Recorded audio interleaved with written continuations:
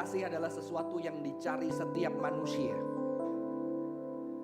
Kasih adalah sesuatu yang dirindukan setiap manusia. Baik dia kaya, baik dia miskin. Dan kami meyakini kasih itu adalah Engkau sendiri ya Tuhan. Dan sejatinya setiap manusia dan setiap insan di bumi merindukan cinta yang besar. Dan setiap manusia dengan secara tidak langsung merindukan Tuhan yang adalah kasih. Hari ini kami akan mendengar kebenaran firman Tuhan sebagai orang-orang yang masih percaya kasih di tengah segala carut marut luka dunia ini. Biarlah Tuhan kembali boleh menguatkan kami dan meneguhkan kami untuk kembali kami bisa pulang nanti berjuang terus hidup di dalamnya. Segala kesulitan apapun yang terjadi, biarlah kami tetap memegang cinta Tuhan, memegang Tuhan dengan segala keterbatasan dan kelemahan kami. Berkati hamba-Mu yang menyampaikan kebenaran firman ini boleh menjadi berkat buat teman-teman yang ada di tempat ini, buat saudara-saudara jemaat Tuhan yang ada di gedung ini, dan juga setiap yang mendengarkan streaming ini Tuhan. Terima kasih Tuhan, di dalam nama Tuhan Yesus Kristus kami berdoa. Amin. Silakan duduk teman-teman. Tema hari ini adalah radical love, kasih yang radikal. Sesuatu yang tidak mudah kalau tema yang sudah rutin kita bicara, karena kekristenan berbicara tentang love. Kita biasanya sudah bisa menebak kita mau larinya kemana. Karena itu saya mempersiapkan ini dan menggumulkan secara pribadi ya. Saya cukup lama menggumulkan bagaimana firman itu bisa berbicara kepada saya pribadi, yang sudah sekian tahun memberitakan tentang cinta Tuhan, yang sudah sekian tahun berusaha hidup di dalam cinta Tuhan. Saya berusaha di dalam beberapa hari ini mencoba merenungkan apa itu kasih yang radikal. Sebelumnya mari kita membuka Alkitab Matius 22 ayat 34 sampai yang ke-40. Saya akan bacakan buat kita. Matius 22 ayat 30 sampai yang ke-40. Ketika orang-orang Farisi mendengar bahwa Yesus telah membuat orang-orang Saduki itu bungkam, berkumpullah mereka. Dan seorang dari mereka ahli Taurat bertanya untuk mencobai dia. Guru, manakah yang terutama dalam hukum Taurat? Jawab Yesus kepadanya, kasihilah Tuhan Allahmu. Saya terjemahkan dari bahasa aslinya. Dengan segenap hatimu, dengan segenap hidupmu, dan dengan segenap kekayaanmu. Itulah hukum yang terutama dan pertama. Dan hukum yang kedua yang sama dengan itu adalah kasihlah sesamamu manusia seperti dirimu sendiri. Pada kedua hukum inilah tergantung seluruh hukum Taurat dan kitab para nabi. Hari ini kita akan fokus kepada bagaimana kasih Allah yang radikal dan bagaimana kita mengasihi Allah secara radikal. Tetapi tentunya ketika kita berbicara tentang kasih Allah yang radikal ini, kita tidak meniadakan, tidak membuat kasih kepada manusia lebih bawah ataupun kasih kepada diri lebih bawah. Tidak. Karena itu berjalan secara bersamaan. Saya tidak mengatakan kasih kepada Allah harus yang pertama. Tidak. Karena kasih Allah sesama dan manusia adalah sesuatu yang dinamis, yang terintegrasi 1, 2, 3 bersama-sama. Tidak terpisahkan. Tetapi hari ini kita khusus berbicara tentang kasih kepada Tuhan. Dan saya percaya ketika kita menggumulkan ini, itu akan membuat kasih kita kepada sesama dan kasih kita kepada diri juga semakin berlimpah-limpah. Tapi sebelumnya saya akan mengajak kita melihat satu bagian ayat yang juga ada di dalam Matius. Dan Matius ini sangat penting. Mengapa? Karena Matius ini ditulis untuk jemaat yang banyak mayoritas Yahudi. Yang Matius penulisnya itu pengen orang-orang pendengarnya yang adalah banyak dari mereka Yahudi itu untuk mengerti bahwa Yesus inilah apa yang dinubuatkan oleh perjanjian lama. Yesus inilah Musa, lebih tinggi dari Musa. Yesus inilah seperti Tuhan yang akhirnya menurunkan hukumnya di bukit. Tapi Yesus nanti khotbah di bukit. Jadi penulis Matius ingin menyatakan bahwa Yesus itu adalah Tuhan. Dan dia menggenapkan semua yang ada di perjanjian lama. Maka tidak heran di ayat yang kita lihat tadi saudara-saudara, teman-teman, dikatakan don't think that I have to come to abolish the Torah or the prophets. I have come not to abolish but to complete. Jadi Tuhan mengatakan aku datang tidak meniadakan Taurat. atau kitab nabi-nabi. Ini sebetulnya satu kesatuan karena yang diomongin nabi-nabi Taurat. Jadi di kitab Yahudi ada 3, Torah, Nevi'im, Ketuvim. Torah itu 5 kitab Musa, Kejadian, Keluaran, Imamat, Bilangan. Itu adalah inti kitab Yahudi. Nevi'im itu nabi-nabi, dan nabi-nabi selalu mengomongkan Torah. Kamu harus taat kepada Torah, firman. Jangan diterjemahkan hukum. Hukum kurang baik karena hukum dihukum. Torah itu guidance. Torah itu tuntunan, Torah itu bimbingan. Jadi Torah itu guidance. Dan Ketuvim itu berbicara kitab-kitab puisi, Amsal, ya. Kidung Agung itu berbicara juga tentang Torah. Jadi inti Alkitab sebetulnya Torah. 5 kitab Musa. Dan inti 5 kitab Musa adalah 10 hukum perintah Tuhan. Karena selain lain itu adalah jabaran kecil dari dasar titah. 10 perintah Tuhan itulah yang terutama di dalam Taurat. Ya. Ternyata Yesus mengatakan, aku tidak meniadakan dari Taurat, tapi aku menggenapkan, menyempurnakan. Taurat itu sudah sempurna, menggenapkan itu dalam artinya mungkin tidak menyempurnakan. Taurat itu sudah sempurna karena diberikan oleh Allah sempurna. Ya. Maka dikatakan Yesus mengatakan apa yang digenapkan. Tuhan tadi mengatakan ada kedua hukum. Kasihilah Tuhan Allahmu dengan segenap hatimu, dengan segenap mati hidupmu, dan dengan segenap kekayaanmu. Jadi saya menerjemahkan dari Yahudinya, bukan dari Yunaninya. Itu hati itu pusat kehidupan. Mati hidup itu yaitu seluruh tubuh kita. Nggak usah pisahin jiwa roh, mati hidupmu. Dan segala yang kita miliki, kasihlah Tuhan Allahmu. Dan hukum yang kedua adalah kasihilah sesamamu seperti dirimu sendiri. Saya sudah menjelaskan, ini bukan nomor satu, nomor 2, no. Karena ketika kita ditanya sayang mama atau papa, bisa dua-duanya. Jadi ketika sayang Tuhan atau teman, dua-duanya. Ya. Itu gak terpisah, gak boleh Tuhan lebih tinggi, teman lebih rendah begitu ya. Karena Tuhan memerintahkan sayangi dia dengan menyayang teman, saudara-saudara. Jadi kita seling diturunkan satu dengan yang lain. Tapi juga diri bareng. Karena kalau kamu sayang temanmu, kamu sayang dirimu. Kalau kamu punya pacar, kamu gak sayang dirimu, kamu gak sayang pacarmu. Ya. Bertobat ya. Yang cuma sayang pacarnya. Bucin yang sehat lah ya. Kita semua budak cinta ya. Karena Tuhan kita cinta. Tapi yang sehat please. Yaitu cinta yang membuat kamu gak kehilangan dirimu. Kalau kamu kehilangan dirimu itu bukan cinta. Mengapa? Karena cinta selalu diberikan dari yang ada, bukan dari yang gak ada. Kalau kamu gak bisa melihat keberhargaan dirimu, kamu tidak bisa mencintai. Kamu mencintai dari ketiadaan. Dan Tuhan bukan Tuhan dari ketiadaan ya. Saya nggak ngomong dari ini ya. Yang putus cinta, yang baru putus cinta, yang baru dapat pacar, yang baru deket sama cowok. Nggak. Ini hubungannya sama Tuhan gitu ya. Saya cuma memberikan contoh intro di sini.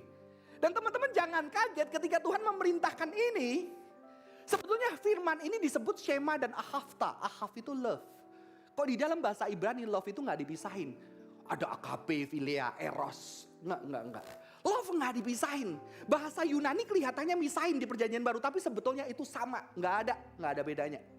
Ya, ahli Alkitab udah ngomong love ya love udah enough. Dan di dalam bahasa Ibrani ada satu ahav, love. Ahavta. Ini berbicara Shema dan Ahavta. Shemanya adalah Hear O Israel. Dengarlah hai Israel. Tuhan Allah kita. Tuhan itu Esa. Orang Yahudi ngomong ini pagi sama sore sama sebelum mati. Kalau udah nafasnya udah mau Shema Israel, Adonai Eloheinu, Adonai Ehad gitu ya. Kayak seberang ya, sebelum mati, sebelum nyawanya habis dia harus menyuarakan ini. Jadi orang Yahudi pagi dia akan nyanyi Shema Israel, Adonai Eloheinu, Adonai Ehad. Shema Israel, Adonai Eloheinu, Adonai Ehad. Malam dia Shema Israel sebelum tidur. Ketika sebelum mati dia Shema Israel, Adonai Eloheinu, Adonai Ehad. Dengarlah hai Israel, Tuhan Allahku, Tuhan aja, enggak ada yang lain. Itu Yahudi dan dia rela mati demi pengakuan, demi syahadat ini. Maka ada syahadat yang lain tiada itu ya. Itu sebetulnya diambil dari Jewish Shema.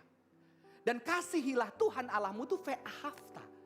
Dan uniknya teman-teman, ternyata oleh perjanjian baru Kalau di Yahudi Shema Ahafta jadi satu, kasih Tuhan Allahmu dengan segenap jiwamu, hidupmu, dan kekayaanmu itu jadi satu. Tetapi di dalam perjanjian baru, Shema dan Ahafta ini dikaitin dengan mengasihi sesama dan diri. Walaupun di dalam perjanjian lama ada, tetapi rumusan hukum kasih di dalam perjanjian baru ini dijadikan satu. Ya, mengasihi Tuhan sesama diri. Tapi dikatakan dua hukum karena mengasihi sesama dan diri itu satu hukum, mengasihi Tuhan satu hukum. Dan yang membuat saya unik adalah ternyata ayat ini diberikan kepada bukan hanya personal. Ayat ini diberikan as a community. Sebagai sebuah panggilan dan perintah atau Torah untuk sebuah komunitas. Saudara bayangkan ketika orang Israel keluar dari Mesir. Dan ayat ini diberikan kepada mereka setelah mereka melewati perjalanan jauh. Melewati penganiayaan, melewati penderitaan. Mereka dipanggil, dengarlah hai Israel, Tuhan Allah kita, Tuhan itu esa. Kasihlah Tuhan Allahmu dengan segenap hatimu dan segenap kekuatanmu. Dan kasihlah sesamamu. Ini dipanggil sebagai sebuah bangsa as a community. Dan ketika mereka sedang mengalami ketidakadilan, mengalami kesulitan, mengalami penindasan. Harusnya, hai Tuhan Allahku balaskan mereka. Tapi ternyata Tuhan mengatakan, dengarlah Tuhan Allahku, kasihlah aku. Dan kasihilah sesamamu seperti dirimu sendiri. Berarti termasuk siapa? Mesir. Mengerti? Jadi ayat ini bukan pribadi, communal. Nanti kita akan lihat mengapa communal saudara-saudara. Dan ternyata ketika ayat ini ditulis di Matius. Kalau kita lihat Yesus sedang mengalami penindasan. Yesus ditentang sama Farisi. Yesus ditentang sama Saduki. Farisi sama Saduki itu musuhan. Hari itu dia ngelawan Yesus bareng-bareng. Mereka musuhan, mereka gak deket. Tapi mereka berpolitik melawan Yesus. Dan Yesus mengajarkan kepada jemaat. Dan saudara tahu jemaat Matius. Ketika surat ini dituliskan, Injil Matius dituliskan. Mereka juga sedang mengalami penderitaan. Karena mereka mulai dianiaya sama orang bangsanya sendiri. Keluarganya sendiri, yaitu orang Yahudi. Dan Tuhan mengatakan, hukum yang pertama adalah kasihlah Tuhan Allahmu. Kasihilah sesamamu dan dirimu sendiri. Dan ini diperintahkan kepada community. Christian community. Saudara ingat ini. Ayat ini diberikan ketika mengalami ketidakadilan, penindasan dan kesulitan. Diberikan bukan satu pribadi kepada Johan saja. Tetapi diberikan kepada sebuah komunitas. Jadi ini adalah ayat untuk komunitas. Bukan saya saja. Tapi masalahnya kita hidup di dunia yang individualistis. Kita melihat segala sesuatu itu personal diri kita aja. Enggak kayak begitu. Mengapa? Karena Tuhan kita juga berbeda. Saya akan memberikan dasar. Mengapa bagian ini penting saudara-saudara. Ternyata saudara-saudara berbicara tentang cinta. Banyak orang Kristen terjebak. Mengapa? Karena ketika berbicara tentang cinta. Orang Kristen hanya berbicara tentang cinta Yesus. Dan selalu fokusnya ke salib, betul. Tetapi ketika kita berbicara cinta, kita nggak boleh cuma di situ, itu belum lengkap. Kenapa? Karena cinta itu ada sejak di dalam kekekalan. Oke? Ya, bukan hanya Kristus yang mati buat dosa, tapi cinta kita menyembah Trinitarian God. Kita menyembah Allah Tritunggal yang menciptakan manusia sejak di dalam kekekalan. Dan Allah adalah kasih. Maka Tuhan kita adalah Tuhan kasih. Banyak orang bertanya yang muda. Tuhan kok narsis banget ya kok. Ketika ditanya apa tujuan hidup Tuhan menciptakan aku. Tujuan Tuhan menciptakan engkau adalah untuk memuliakan Tuhan. Gila. Tuhan narsis banget. Gue diciptain untuk nyembah-nyembah dia. Gitu ya. Banyak anak muda gak bisa terima doktrin ini dari Westminster Catechism gitu ya. Memuliakan Tuhan dan menikmati, ada enjoy-nya. Tapi orang Kristen itu kadang-kadang parah. Dia mau memuliakan Tuhan tapi dia gak enjoy him. Enjoy-nya kurang. Makanya guyonannya saudara-saudara, ini guyon ya. Jangan dimasukin hati. Ada sola gratia, sola scriptura, kurang satu, solaria. Saudara-saudara ya. Kita kurang enjoy. Jadi Kristen tegang banget, kurang bisa menikmati. Datang ke gereja ketemu teman-teman, jangan teman itu berhala loh ya. Nanti kayak sama pacarnya datang ke gereja senang, senyum-senyum, nyanyi ambil gandengan puji Tuhan. Ayo kamu penting Tuhan atau ini gila banget. Nggak ada enjoyment gitu ya. Tapi kadang-kadang begitu, dan hari ini beberapa teolog sudah mulai memikirkan yang berbeda. Karena Westminster Catechism itu tetap sesuatu yang bagus karena ada enjoy him forever. Tapi glorify-nya itu glorify apa? Kita perlu definisiin lagi. Glorify God itu apa? Dan mungkin saya supaya tidak dianggap melawan Westminster Catechism saudara ya. Saya mendefinisikan glorify God, memuliakan Tuhan dengan cara apa? Maka kita harus lihat bahwa ketika Tuhan, beberapa doktrin mengatakan Tuhan menciptakan kita untuk apa? Tuhan menciptakan kita karena cinta. Karena cinta dia berlimpah. Dia gak perlu kita ada. Mengapa? Karena as God, dia sudah memiliki fellowship of love. Tuhan kita itu berfellowship karena Trinitarian, saudara-saudara. Ya. Dia adalah Allah yang kasih. Makanya kasih itu ada kekekalan. Gak mungkin kasih itu mengasihi diri sendiri. Kasih itu ada person yang lain dikasihi dan mengasihi. Ya. Jadi karena Tuhan itu adalah community, dia Trinitarian, dia sudah love sejak kekal. Dan love itu begitu besar dan berlimpah-limpah. Maka manusia diciptakan karena apa? Kan dia mau manusia berfellowship. Dengan siapa? Trinitarian God. Maka perintah love selalu as a community. Sebagai sebuah perintah for the community. Mengerti? Untuk sebuah komunitas. Maka kita tidak bisa memisahkan kasih Tuhan dengan kasih sesama. Oke? Dan kita tidak bisa memisahkan ketika Tuhan mengasihi kita. Itu ada juga relasi community. Di sana teman-teman. Jadi kita punya Tuhan yang Trinitarian. Ada seorang teolog yang mengatakan, the threefold nature of God shows that He is a communion.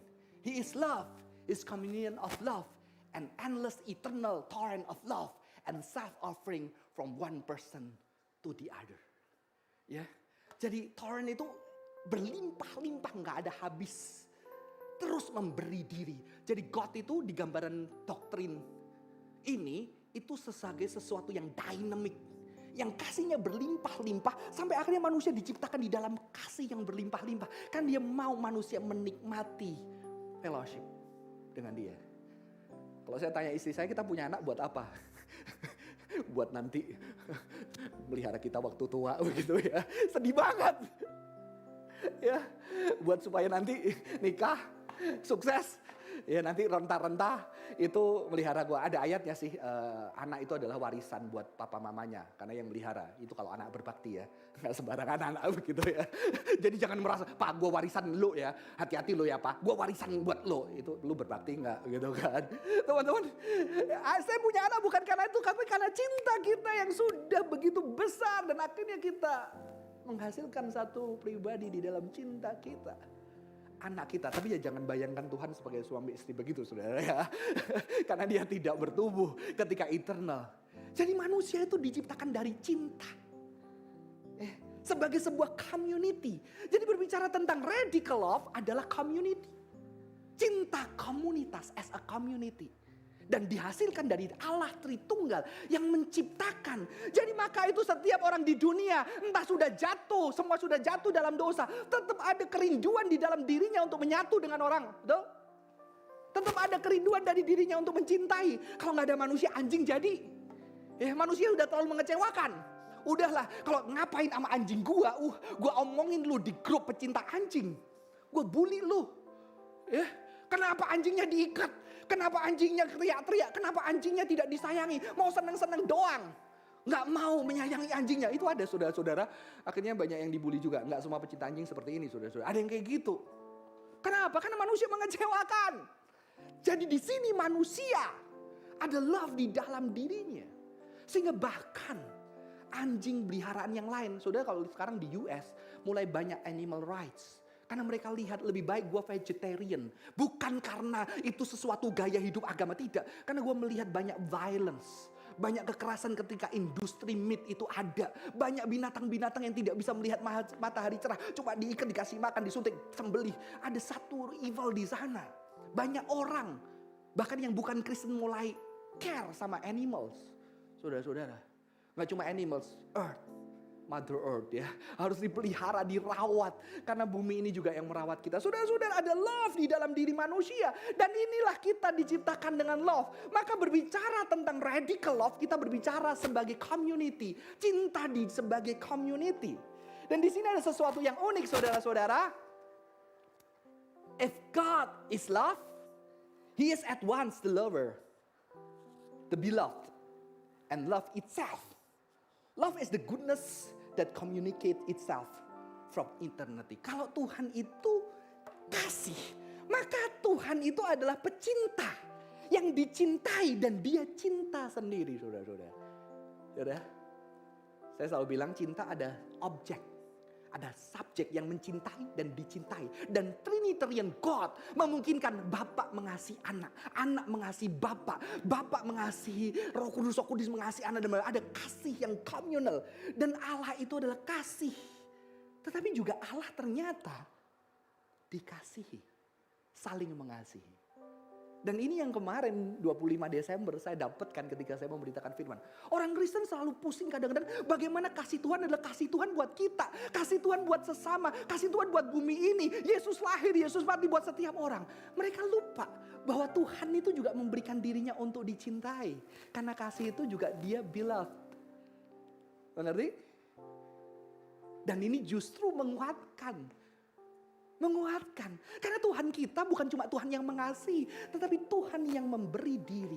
Ketika menciptakan manusia dari kasih, Tuhan yang mau dicintai. Kamu kalau punya suami atau istri gak mau dicintai, kamu gak bakal bahagia. Betul? Kalau dia cuma mengasihi kamu, dia gak pernah mau dicintai, kamu gak akan bahagia. Teman-teman tanya Cimel, saya dulu cuma mau mencintai dia walaupun terbatas ya. Saya kalau punya uang, gaji saya dikit. Saya kalau uang saya kumpulin. Saya setiap malam makan tempe penyet. Tempe penyet, telur penyet. Menghindari daging, kenapa? Harga lebih mahal. Terpaut sekitar 5.000. Tapi saya bisa kumpulin uang. Saya beliin dia benda. Dan waktu pacaran, kalau saya beli handphone, saya beliin dia dulu. Baru uang handphone bekas buat saya. Ya. Sekarang saya beli sendiri dulu. Saudara-saudara ya. Kalau saya milih makanan apa bingung, gak tahu. Saya bilang udah pilihin kamu bahagia, gue bahagia. Kayaknya hero banget ya. Enggak, dia gak tahu cinta diri. Dan saya tidak memberikan diri saya dicintai karena saya gak tahu gimana dicintai. Ya, tapi saya bertobat ya. Beberapa anak asing juga udah ada bertobat gitu ya.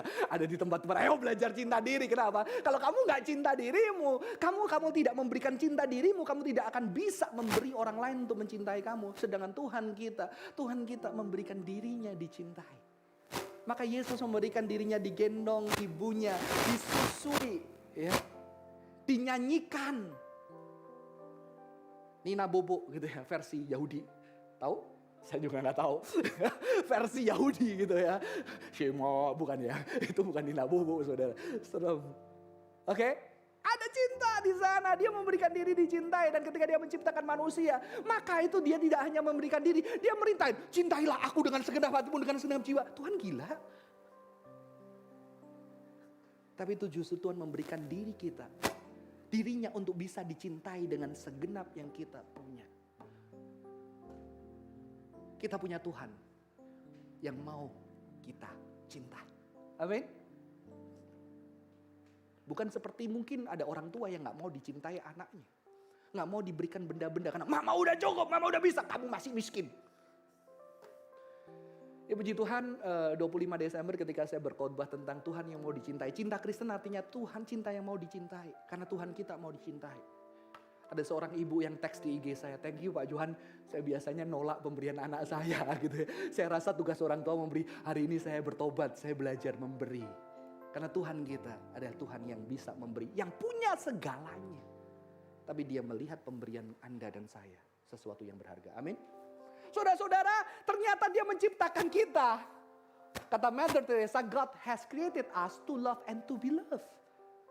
Kita diciptakan dari cinta, dengan cinta, di dalam cinta, untuk mencinta dan untuk dicinta. Amin. Di dalam cinta, dengan cinta, untuk mencinta dan dicinta. Maka kalau tidak ada orang yang memberikan dirinya untuk dicintai, banyak anak yang kecewa dengan orang tuanya, tidak memberikan dirinya untuk dicintai. Banyak orang tua yang kecewa dengan anaknya, tidak diberikan diri untuk dicintai. Mari kita belajar hari ini dengan Tuhan. Radical love adalah Tuhan yang mau dicintai. Dan Tuhan yang mau meminta untuk dicintai.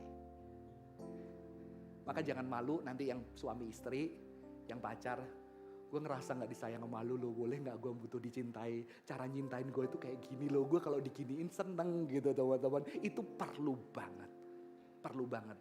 Dan ketika kamu sudah merasa dicintai, kamu bilang sama pasanganmu, thank you ya, aku udah ngerasain dicintai sama kamu. Wah, pasanganmu akan lebih bahagia daripada dicintai, amin. Saudara-saudara, Tuhan kita Tuhan yang mau dicintai, ya. Dia adalah yang mau, Allah yang mau dicintai, tidak mencintai. Jadi radical love berbicara tentang community. Dan community di sini kita berjumpa dengan Allah yang tidak hanya mencintai, tapi Allah yang mau dicintai. Saya akan lanjut dengan cepat, saudara-saudara.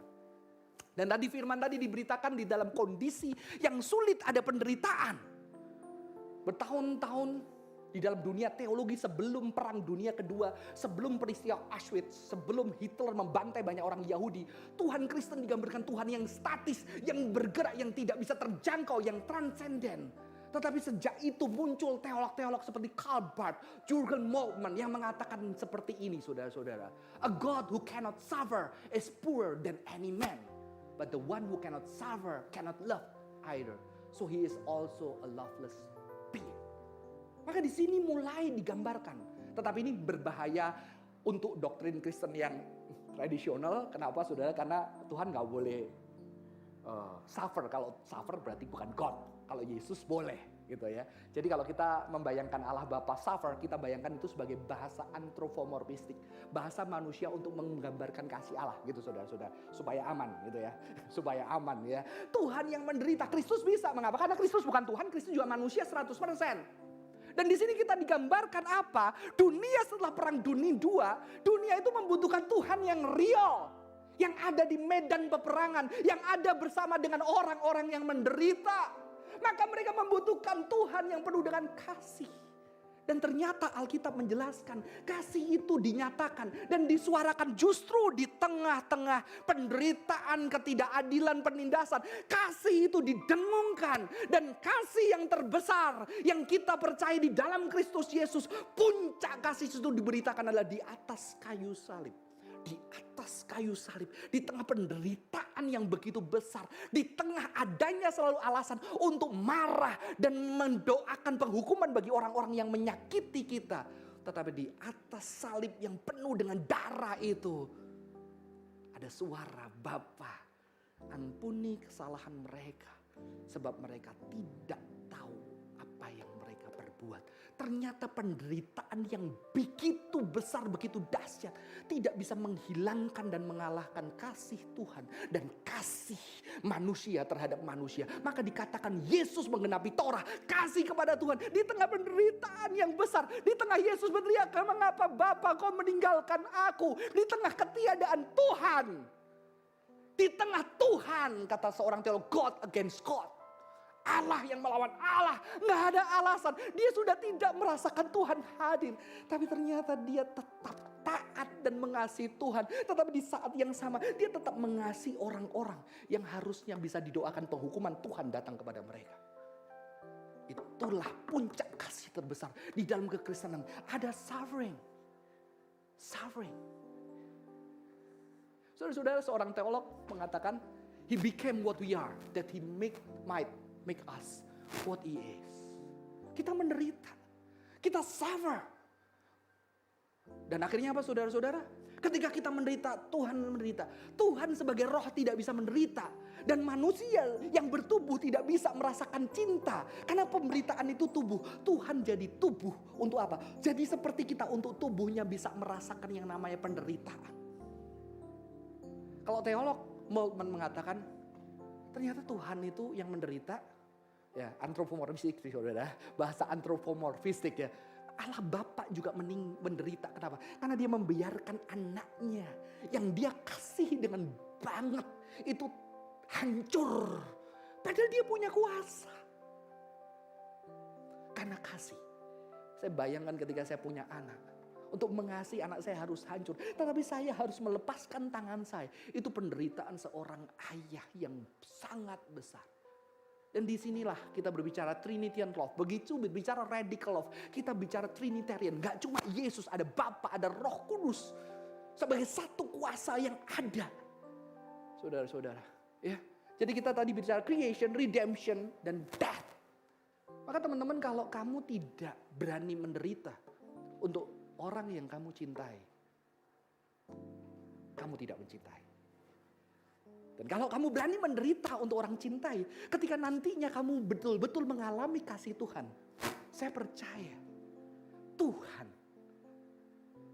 yang mungkin kita nggak bisa sentuh, yang mungkin kita lagi banyak menafsirkan, mengalaminya dengan tubuh kita, dengan pengalaman kita. Tapi saya percaya orang yang berani menderita banyak untuk orang lain.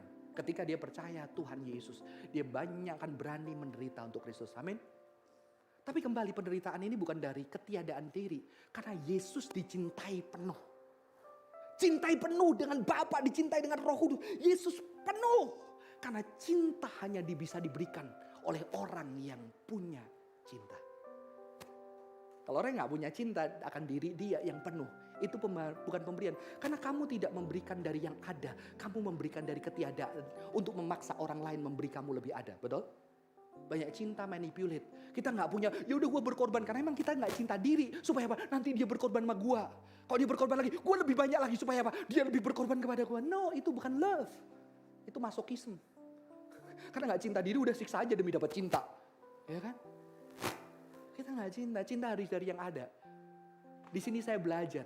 Ketika saya mencintai, nggak mencintai diri, saya mengajak ke istri saya menderita. Tapi ketika kakak rohani saya mengatakan, lihat kalau kamu belajar cinta dirimu, nanti cinta kepada istrimu akan lebih. Ketika saya belajar berbahagia, menerima pemberian orang lain, menerima kasih istri saya, di situ saya juga bisa dicintai dan siap bisa meluap-luap. Karena saya mencintai dari yang ada. Maka ada seorang spiritual, biarawan mengatakan, cinta yang pertama, mencintai Tuhan demi diri. Cinta Tuhan demi apa? Demi diri. Tuhan, gue sembah lu lo, berkati lo, dapat jodoh, ganteng, kaya, ya, umurnya pendek. Janganlah kalau ganteng umurnya panjang, kalau jelek umurnya pendek nggak apa-apa gitu ya. Supaya warisannya anak pertama jatuh ke gue. Tuhan, gue cinta lu lo, berkati pekerjaan. Tuhan, cinta Tuhan demi diri. Cinta kedua yang lebih tinggi, cinta Tuhan demi Tuhan. Wah, keren. Gue gak apa-apa Tuhan, bukan demi gue gak dapat apa-apa, gak apa-apa. Gue mau cinta Engkau, gue berikan semuanya buat Engkau Tuhan. Tapi ini namanya Bernard of Clairvaux. Bernard of Clairvaux bilang ada satu cinta lagi. Cinta diri demi Tuhan. Wah, keren ya. Itu yang level yang paling tinggi. Mencintai diri demi Tuhan. Ya, kalau gak toxic relationship begitu ya. Kalau nggak mencintai diri, toxic udah. Kenapa? Kamu dari yang nggak ada, teman-teman. Dan ini adalah radical law dari Christianity. Kasih memberi dan kasih meniadakan, tidak meniadakan suffering. Kasih selama di bumi ini justru suffering tidak bisa mengalahkan cinta. Ini ada seorang profesor yang nama Jordan B. Peterson. Dia mengatakan life itu suffering. Justru dia ketika mengkonseling orang untuk sembuh dari depresi, dia ngomong justru kamu harus menerima suffering itu real. Kalau kamu gak terima suffering real, kamu gak akan bisa sembuh. Kamu gak akan bisa hidup. Kenapa? Karena hidup ini ada suffering. Kamu bisa hari ini gak suffer, besok gak ada jaminan. Jadi ketika kamu mau menerima suffering itu justru kamu bisa hidup dengan baik. Dan kekristenan tidak meniadakan suffering. Tapi dia embrace suffering. Tetapi suffering itu ditaklukkan, disembuhkan dengan cinta. Saya selalu ingat kapan hari Pojohan bahagia sama Ci Imel. Ya. Apakah bulan lalu ketika saya dapat nginep 2 malam gratis di Kempinski? Bahagia banget, enak kayaknya Kojo gitu. Tapi ketika saya pikirkan kapan ya? Saya ingat hari yang saya paling bahagia adalah ketika saya dipecat. Saya tidak punya kerjaan. Saya takut bagaimana menghidupi anak dan istri saya. Saya berlutut di samping ranjang dan Ci Imel bersama dengan saya. Kami menangis bersama, berdoa, menyerahkan hidup kami kepada Tuhan. Ada penderitaan, tapi ada cinta yang besar. Ketika kedua orang tua saya meninggal, saya harus menangis dan ada dia di samping saya yang menangis bersama-sama dengan saya.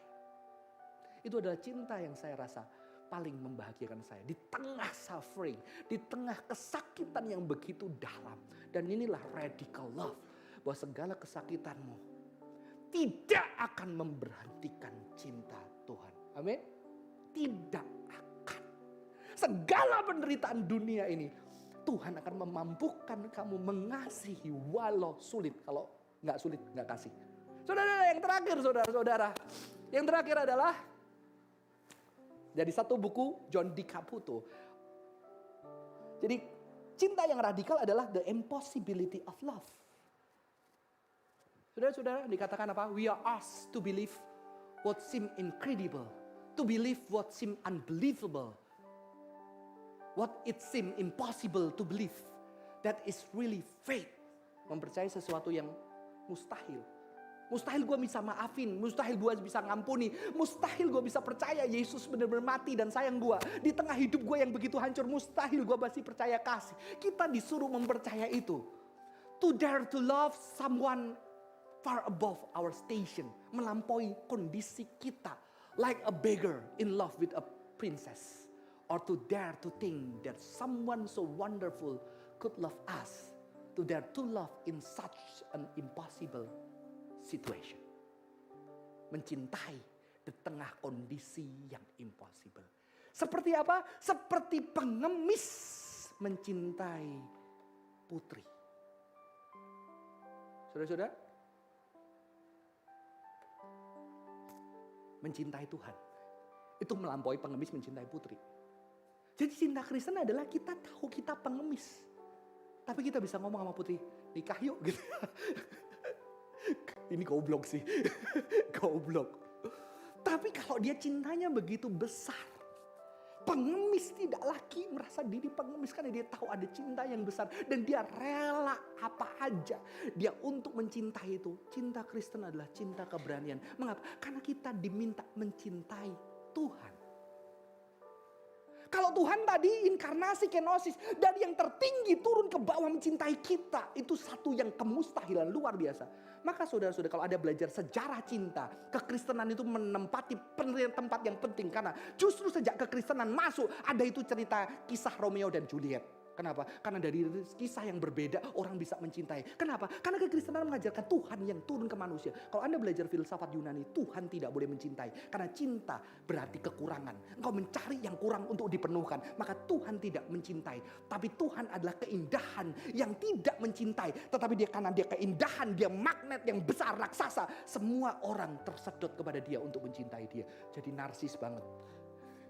Ini teori kepribadian kali dari situ ya. Kalau kamu sudah beautiful, indah semua, kamu gak perlu PHP, semua kesedot ke kamu. Ini teori kepribadian dari situ teman-teman. Tapi Tuhan Kristen baru di Kristen, Tuhan yang jadi manusia untuk mencintai.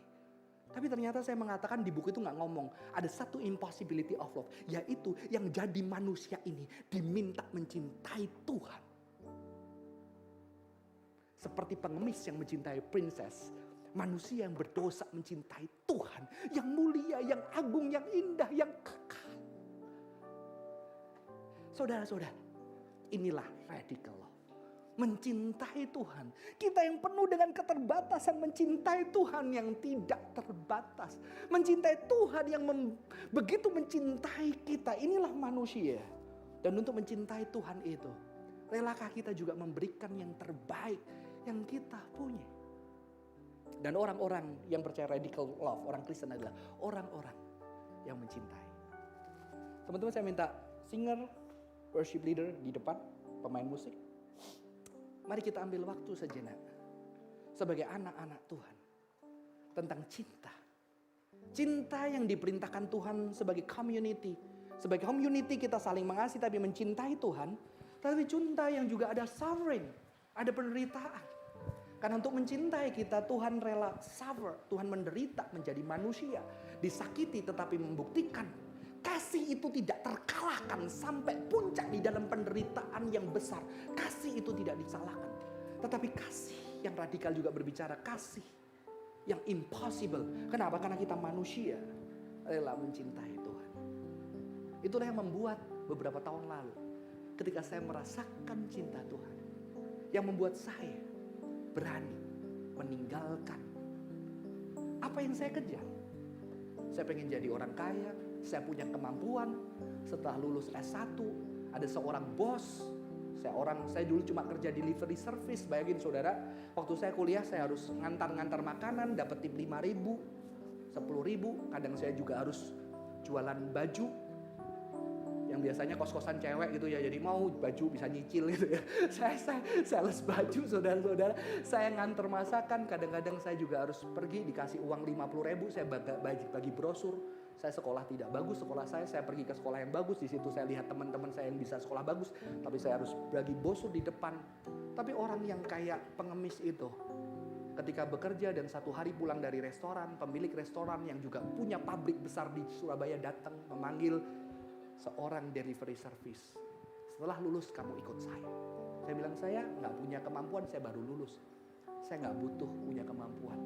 Tapi saya tahu kamu mengerjakan, mengirim-ngirim masakan itu dengan segenap hati. Kamu terus kerjakan, hujan gak hujan. Saya mau kamu ikut saya. Saya akan persiapkan kamu, saya akan bimbing kamu untuk menjadi orang yang bisa sukses. Saya udah punya tawaran itu saudara-saudara. Bahkan sebelum saya menjadi apa-apa. Dan ada harapan yang besar. Tapi ketika Tuhan memanggil saya harus meninggalkan satu hal yang berharga. Mengapa?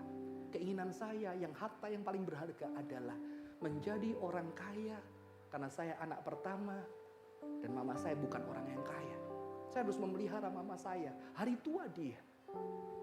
Tapi saya harus meninggalkan itu untuk mendedikasikan hidup saya melayani Tuhan yang sudah mengasihi saya. Mengorbankan yang terbaik impian saya menjadi tulang punggung, menjadi anak pertama yang berbakti, yang sesuai dengan firman Tuhan. Itu akhirnya menjadi hamba Tuhan. Tidak menyesal sampai hari. Karena saya menjadi orang yang berjuang untuk impossibility. Cinta kepada Tuhan yang tidak terbatas. Mari kita tundukkan kepala. Mari kita bangkit berdiri, kita pujikan pujian. Karena kasih.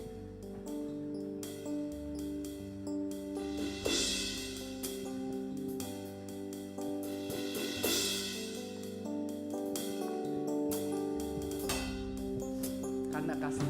Karena kasih-Mu yang selamatkanku, menyucikan dan menebus hidupku, ku naikkan syukur buat pengorbanan-Mu, Maha mulia dan terindah Kau, Yesus. Karena kasih-Mu dengan segenap hati katakan. Mari kita puji Tuhan kita. Karena kasih-Mu yang selamatkanku, menyucikan dan menebus hidupku, ku naikkan syukur buat pengorbanan-Mu, Maha mulia dan terindah Kau, Yesus. Teman-teman, mari kita tundukkan kepala kita. Teman-teman, bagi kita yang belum merasakan cinta Tuhan, cinta yang radikal dari Tuhan, dan ketika kita merindukan itu mengalami dengan tubuh kita mungkin sejak Kristen, jadi kecil dari Kristen, tapi kita rindu belum merasakan cinta itu. Kita boleh berdoa, Tuhan, aku merindukan cinta itu. Aku merasakan secara nyata di dalam kehidupanku bahwa aku dicintai oleh Tuhan. Dan teman-teman, bagi hari ini kita yang sudah berjumpa dengan Tuhan, yang sudah mengenal Tuhan, pertanyaan saya adalah cinta itu ada suffering, ada community di sana, ada suffering dan ada impossibility. Pertanyaan saya, apakah yang kau pernah korbankan untuk Tuhan? Apakah yang pernah kau korbankan untuk Tuhan? Dan apakah yang Tuhan tegurkan hari ini? Dan Tuhan mau engkau mempersembahkan itu, entah itu kekayaanmu, relasimu, masa depanmu, impianmu, yang rela kau berikan dan kau taruh di kaki Tuhan. Untuk Tuhan membuat itu indah. Hari ini engkau boleh berdoa, meminta maaf ampun kepada Tuhan ketika engkau belum bisa. Dan berdoa, Tuhan tolong aku untuk bisa memberikan yang terbaik yang aku punya. Hal yang aku genggam yang paling berharga. Memberikan di tangan Sang Cinta. Dan kau berkarya atas itu. Kebanggaanmu, kemampuanmu, kehebatanmu, kekayaanmu, impianmu, apapun itu. Jika belum kau berikan pada Tuhan, Kau boleh minta ampun hari ini. Dan boleh meminta, Tuhan, kalaupun hari ini kamu masih belum bisa mengatakan, Tuhan ampuni aku, tolong aku Tuhan. Sampai sekarang pun aku belum bisa itu. Tapi aku mau rindu dengan anugerah-Mu suatu hari mungkin Tuhan. Berikan aku kekuatan. Tapi kalau bisa hari ini kau bilang, Tuhan ini Tuhan, walaupun berat, aku berikan buat Engkau. Mari kita datang kepada Tuhan. Mengaku setiap dosa kita. Dan meminta pertolongan Dia. Tuhan, kami bersyukur buat hari ini. Buat cinta yang radikal. Dan biarlah kami boleh, anak-anak Tuhan yang hidup di tengah dunia, yang mempercayai cinta radikal di tengah ketidakadilan, di tengah ketidakbaikan, kami tetap hidup. Berusaha hidup di dalam anugerah Tuhan. Yang sudah dinyatakan melalui Yesus Kristus untuk hidup terus mencintai. Justru di dalam keadaan yang tersulit di dalam hidup kami. Dan terima kasih untuk kesempatan kami. Pengemis yang merindukan kekasih yang begitu jauh di luar kemampuannya. Dan biarlah kami boleh menjadi seorang anak-anak Tuhan yang merindukan untuk bisa mencintai Tuhan yang tidak terbatas. Terima kasih Tuhan. Berkati teman-teman di dalam pergumulan mereka. Di dalam nama Tuhan Yesus Kristus kami berdoa. Amin. Karena kasih-Mu, karena kasih-Mu Kasih-Mu yang selalu